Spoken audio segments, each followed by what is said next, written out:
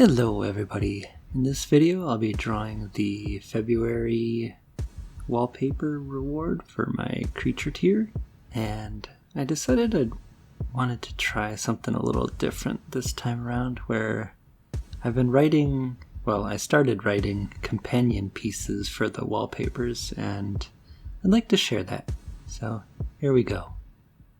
There was something different about the air there.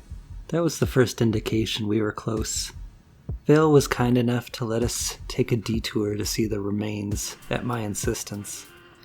I didn't know it would take us a few days off our course, but I think she wasn't in any hurry to get to work again. She wouldn't admit it, but I think she was also curious to see it. We had seen hints of the petrified sea between the trees as the forest began to thin, but once we finally reached the edge of the woods, it was clear just how expansive it truly was.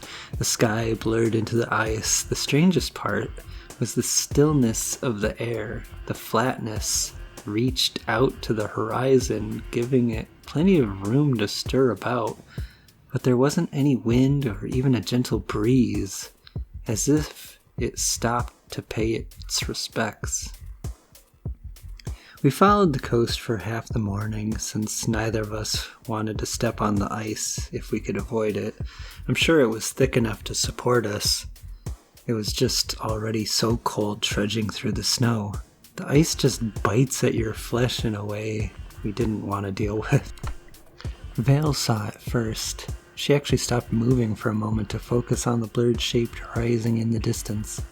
My vision is never very good during the day. I had to get much closer before it was finally decipherable from the skyline. It looked so small initially.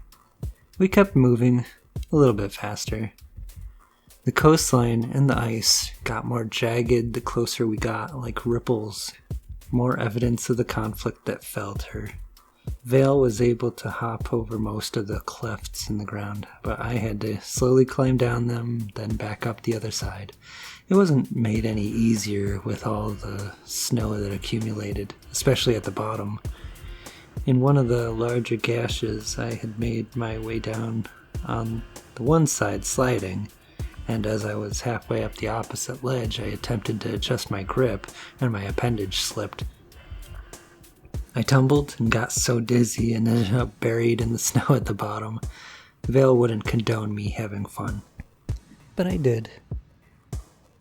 The wounds in the land got so deep we diverted course back into the woods to avoid them.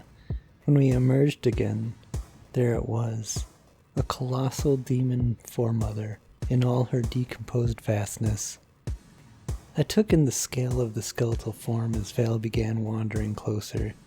She jumped onto one of the smaller teeth protruding from the ice.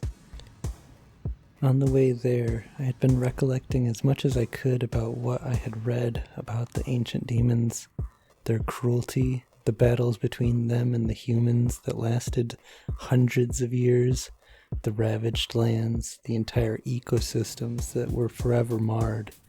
So much of it had seemed hyperbolic at the time, but now felt much more modest. As I sat there in awe for I don't even know how long, Vale flounced her way back over and past me toward the woods. She muttered, "Good riddance." And then, a bit louder from the tree line, "Let's go. I've got an assignment after all."